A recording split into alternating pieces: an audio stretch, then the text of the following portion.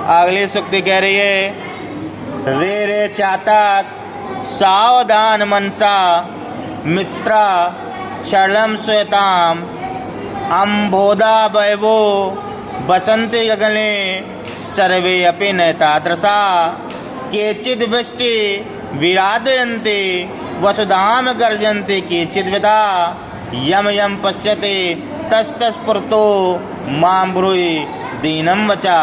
यहाँ पर बादल को माध्यम मान करके किसान से कहा जा रहा है। चातक का मतलब एक प्रकार का किसान ले लो कि एक चातक एक पक्षी होता है। क्या होता है चातक?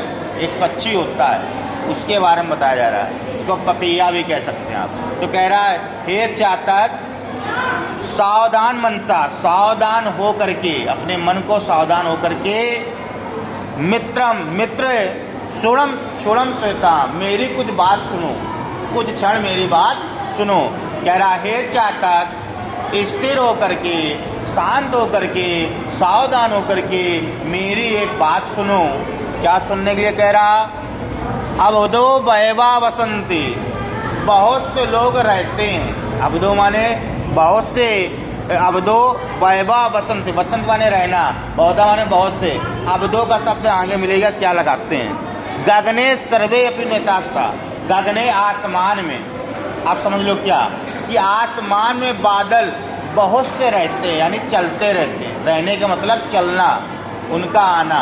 और किस प्रकार के बादल? वर्षा करने वाले बादल। तो कह रहा है, अब ओदा वैभव वसंती गगने सर्वे पिनेतासरा, कि आसमान में वर्षा करने वाले बहुत से बादल गुजरते रहते हैं। भाई जो बादल आ गए मंडरा के, तो आप यही कहोगे बारिश होने वाली है। लेकिन केचिद वृष्टि विराधयन्ति वसुधा, लेकिन वसुधा माने धरती में, केचित माने कुछ ही, वर्षा जैसे माने वर्षा करते हैं। केचित वृष्टि विराधयन्ति वसुधा गर्जन्ति केचित व्रता, लेकिन कुछ ऐसे होते हैं जो व्यर्थ में ही गरज कर चले जाते हैं। आसमान में बारिश करने वाले बादल बहुत से आते हैं, लेकिन सभी बादल बारिश नहीं करते।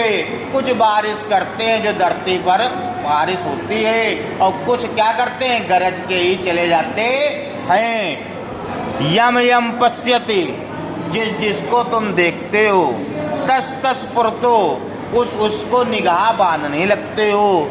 माँ बोए दीन वचा, उससे वचन, अपने दीन वचनों को नहीं कहना चाहिए। चारों लाइनों का अर्थ क्या है ये समझो। कह रहा, हे चातक सावधान हो करके कुछ क्षण मेरी बातों को सुनो। आसमान में जो बारिश करने वाले बादल आते हैं, उनमें से कुछ बादल ऐसे होते हैं जो बारिश करते हैं, और कुछ सिर्फ गरज के ही चले जाते हैं। इसलिए तुम हर एक व्यक्ति, हर एक बादल को देख करके उससे बारिश की आशा करते हुए दीन वचनों को मत कहो। ये इसका अर्थ हुआ।